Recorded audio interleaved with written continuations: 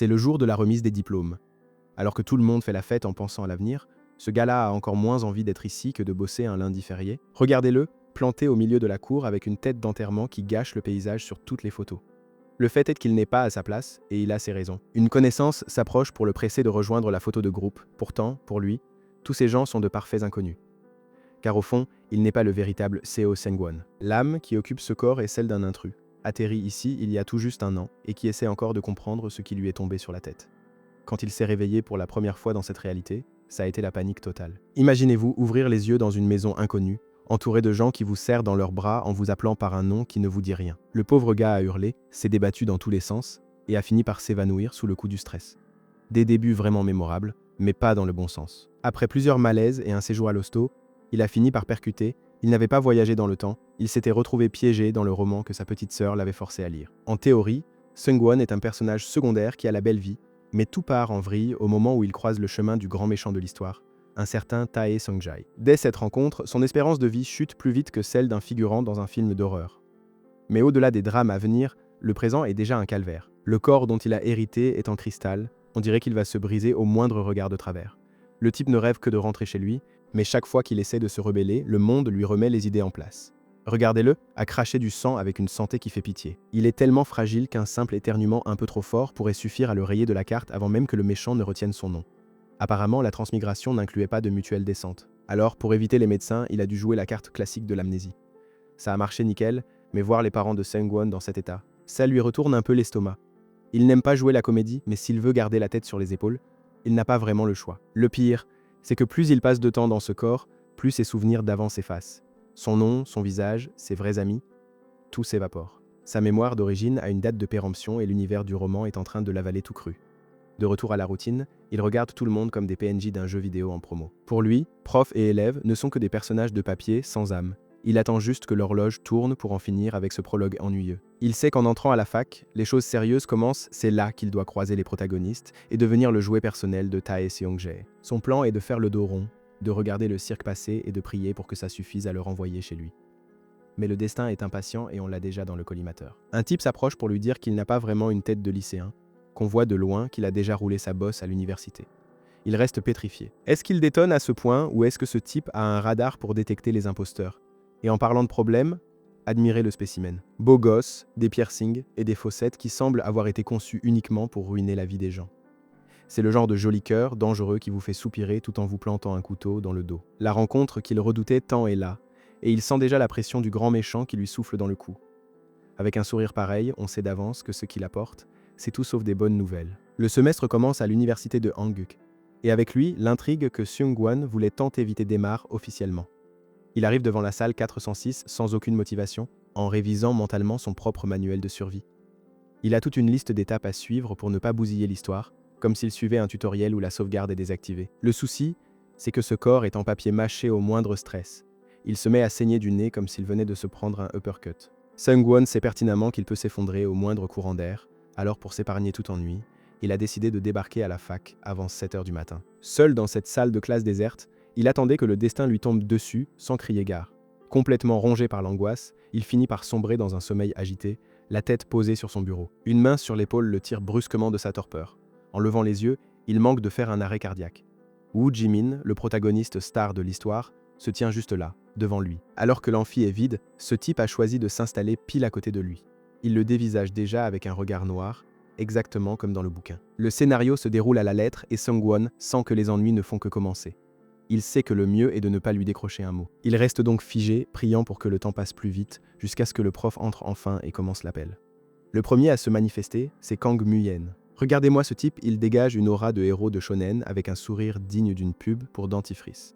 Pendant que le beau gosse fait son show, Seung-won jette un œil à Jimin. On voit direct que c'est une cocotte minute prête à exploser.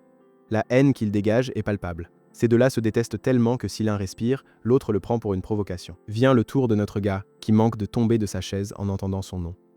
Heureusement, il arrive à répondre présent sans bafouiller. Tout se passait à peu près bien jusqu'à ce que le prof lâche la bombe, le cours reposera entièrement sur des travaux de groupe. Et comme si le destin avait une dent contre lui, ils se retrouvent tous collés ensemble dans le groupe 6. Muyon, la nouvelle, ce grincheux de Jimin et bien sûr Seung-won, le véritable aimant à poisse.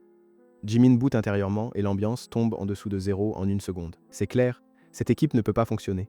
Muyon s'approche, débordant de charisme et de bonnes ondes, saluant Jimin comme s'ils étaient les meilleurs amis du monde. Le type brille tellement qu'il semble entouré de paillettes. C'est le genre de personne qui te fait te sentir comme un figurant dès qu'il est dans les parages. C'est là qu'arrive la quatrième du groupe, Kim Yeongji, une fille qui a l'air de s'excuser d'exister à chaque pas. Muyon, en pro des relations publiques, se souvient d'elle depuis l'intégration et prend de ses nouvelles après sa convalescence. Jimin, lui, ne cherche même pas à masquer son mépris. Il tire une tronche de 6 pieds de long qui en dit long sur son humeur. Tentant d'inclure Seungwon, Muyon se présente humblement et explique qu'il est plus vieux car il a pris une année sabbatique. Mais Seungwon ne gobe pas son histoire. Une année sabbatique à d'autres. Il sent l'entourloupe, ce n'est pas un hasard. Il soupçonne le type d'avoir suivi Jimin jusqu'ici pour ne plus le lâcher d'une semelle. Jimin n'a aucune patience pour les mondanités et coupe court à la discussion. Il prévient direct s'il compte se tourner les pouces, autant qu'il se casse tout de suite. Sa bourse est en jeu, alors il a la délicatesse de les avertir qu'il les démolira si quelqu'un ose faire baisser sa moyenne. Alors que la pauvre Yeongji tremble de peur, Seungwon comprend qu'on ne rigole pas avec ce taré. Il tente de calmer le jeu avant que Jimin ne commette un meurtre et propose de créer un groupe de discussion pour s'organiser. Mais au moment de conclure, son corps le trahit à nouveau. Un filet de sang s'écrase sur le bureau sous les regards horrifiés des autres membres. C'est incroyable, il ne peut pas passer une minute tranquille sans que sa carcasse ne tombe en lambeaux devant tout le monde. Le groupe reste pétrifié dans un silence de mort face à une telle hémorragie. Mais Seungwon réagit au quart de tour. Il nettoie tout si vite qu'en un clin d'œil, le bureau est nickel. La table brille comme si elle sortait de l'usine, tout ça pour camoufler le désastre. Muyon le regarde avec une inquiétude sincère, mais Seungwon jure que c'est juste une histoire d'allergie. Personne n'y croit, mais il préfère ne pas insister. Faisant comme si de rien n'était, Muyon suggère d'échanger leurs numéros pour le groupe de travail.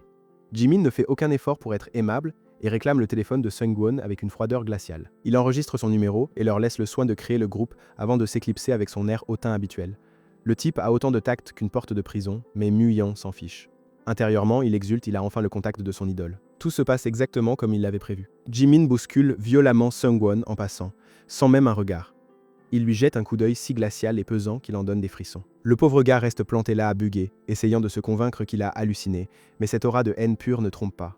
Ce type est plus que louche.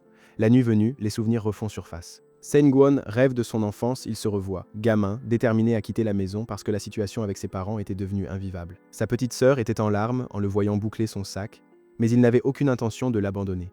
Il lui avait juré que s'ils s'enfuyaient tous les deux, la vie finirait par leur sourire, puis il l'avait serré fort dans ses bras pour lui redonner courage. Il se réveille en sursaut, réalisant que ce n'était pas un simple rêve, mais l'un des rares souvenirs authentiques de sa vie d'avant. Il jette un œil à son sac et remarque que son kit de survie est déjà prêt, avec la hache et tout le reste. On dirait bien que pour lui, la sécurité a toujours rimé avec avoir une arme à portée de main. Il repasse son plan en revue, il sait que l'enlèvement par le grand méchant approche, et qu'à partir de là, le scénario deviendra totalement imprévisible. Tout ce qu'il veut, c'est survivre pour retrouver son vrai foyer. Le lendemain, il retourne à la fac pour continuer à jouer son rôle d'étudiant lambda. Il croise Woo Jimin dans les couloirs, qui lui lâche un salut glacial, avant de tracer sa route comme s'il était pressé.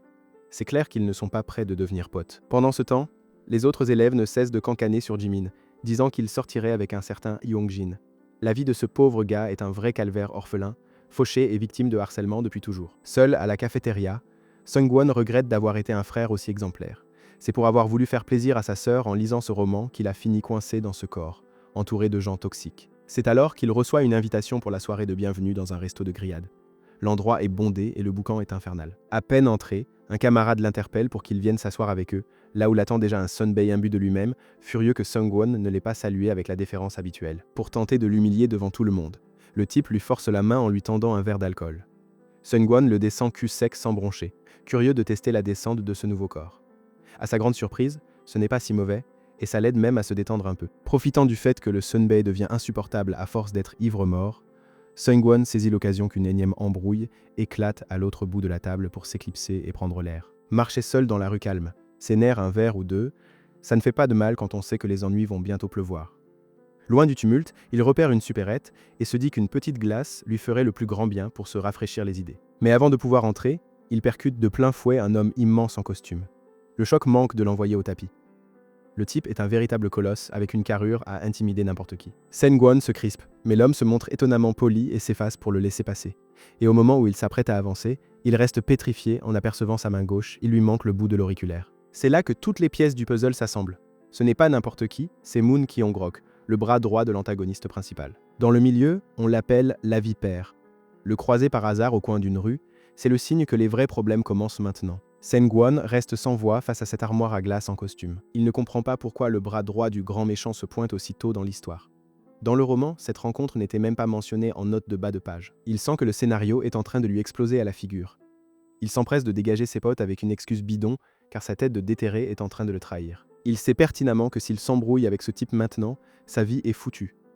Il commence à courir pour se mettre à l'abri, jusqu'à ce qu'un bruit sourd provenant d'une ruelle le stoppe net. En jetant un œil, il voit Moon Kyung-grok en train de refaire le portrait d'un pauvre type à coups de poing, sans même transpirer. Le livre le décrivait comme un danger public qui prend tout à la légère, un tueur né capable de rester létal tout en gardant le sourire. Et le pire, ce n'est pas sa force brute, mais le contrat qui finit par les lier dans l'œuvre originale. D'après l'intrigue, ce colosse s'en sert comme d'un jouet personnel via un pacte de couple qui n'a absolument rien de romantique. Sengwon a la nausée rien qu'en pensant à tout ce qu'il devrait endurer avec un tel individu juste pour sauver sa peau. Il tente de reculer sans faire de bruit, mais comme c'est le pire espion du monde, il shoot dans une canette et se fait griller direct. Le géant se retourne et lui lance un regard qui lui glace le sang. À cet instant, le traître qui gisait au sol sort un couteau pour l'attaquer par derrière. Le cerveau de Seung-won court-circuite et son corps bouge par pur instinct. Il attrape le poignet de la brute et détale à toute vitesse, l'entraînant avec lui alors que l'autre ne cherche même pas à se défaire de son emprise. Il ne s'arrête que lorsque les poumons du jeune homme supplient de rendre l'âme. Il est au bout du rouleau, mais c'est le calme de l'autre qui le choque le plus. Moon Kyung-grok s'est laissé guider sans broncher, suivant le garçon comme s'il était un petit oiseau tombé du nid. Sungwon n'arrive pas à croire ce qu'il vient de faire, il a littéralement pris le diable par la main pour l'emmener en balade. Et le plus dingue, c'est que le colosse a suivi le mouvement. C'est sûrement la première fois depuis des années que quelqu'un le touche sans que ça finisse en bain de sang. Mais le répit est de courte durée. Kyung-grok le prévient qu'il y a un obstacle juste derrière lui, une seconde, avant qu'il ne s'encastre dans un poteau. Le pauvre garçon sursaute violemment en réalisant que le fou furieux au couteau n'a pas lâché l'affaire. Il les poursuit en donnant des coups dans le vide, essoufflé comme une bête sauvage. Seung-won n'hésite pas une seconde. Il lui agrippe le bras et fonce vers la lumière, car la dernière chose qu'il veut, c'est assister à une boucherie. Ils finissent par atteindre un parc et le gamin s'écroule, épuisé, dans l'herbe. Il est lessivé, mais au moins ils sont entiers. Maintenant, le problème est de savoir quoi faire de ce garde du corps improvisé qui le suit comme un golden retriever de 2 mètres de haut. Alors qu'il tente d'expliquer pourquoi il s'est mêlé de ce qui ne le regardait pas, le géant l'interrompt pour lui signaler qu'il saigne du nez. Pauvre Seung-won, il a une constitution si fragile que son corps lâche dès que l'adrénaline redescend un peu. Mort de honte, il fouille frénétiquement dans son sac à dos pour trouver de quoi s'essuyer. L'homme en costume le regarde comme un spécimen étrange quand il voit sortir des gaz et du désinfectant. « Tu te balades avec une pharmacie entière sur toi ?» demande Kyung-grok, perplexe. Et pour cause, le jeune homme s'est constitué un kit de survie en s'attendant à être kidnappé à tout moment, mais c'est le genre de détail qu'on évite de confier à un inconnu. Il bande la main du géant avec une patience qui jure totalement avec la situation. Kyung-grok finit par briser le silence et lui demande son nom. « Seo Seung-won » répond le garçon, essayant de paraître aussi posé qu'un adulte qui maîtrise la situation. La brute le cerne immédiatement. « T'es à la fac en première année ?» C'est ça. Seung-won reste pétrifié, se demandant s'il lit dans les pensées, mais Kyung-grok se contente de ricaner devant sa tête d'enfant perdu. Et c'est là que le système nerveux de Seung-won passe en mode alarme rouge. Kyung-grok le fixe et lui balance un sourire qui te redémarre Windows. La fossette se creuse, les piercings lui donnent un air de méchant de film, le genre qui te ruine la vie. Mais tu fais la queue pour qu'il recommence. Le gamin sent son cœur prêt à exploser. Il sait pas si c'est la course qui l'a retourné ou si le destin a un humour bien tordu, mais à voir le géant le regarder comme ça, il comprend qu'il va pas s'en sortir indemne. Il reste scotché par le physique de mannequin du type. Il oublie tout le reste une seconde parce que ce mec en costume est en train de lui voler tout l'air. Son pouls explose et il sait plus si c'est la fatigue ou l'autre qui lui balance tout son charisme à la gueule. L'homme remarque que le jeune est rouge comme une tomate et le gamin sort une excuse bidon sur l'effet de l'alcool. Dès que la vipère lève la main, Seung-won ferme les yeux en attendant le coup, le trauma du roman est gravé au fer rouge. Mais au lieu d'un coup de poing, il reçoit une caresse. Trop mignon, on dirait qu'il apprivoise un chien effrayé. Seung-won réalise que ce type n'a rien à voir avec le sadique décrit dans le livre. Le costard lui demande son téléphone et le lui arrache des mains sans attendre de réponse. Il dit qu'il veut l'inviter à dîner pour lui avoir sauvé la mise. Le garçon ne sait pas si on lui fait du rentre-dedans direct ou si on le kidnappe avec des manières. Quelle façon d'avancer, ce monstre?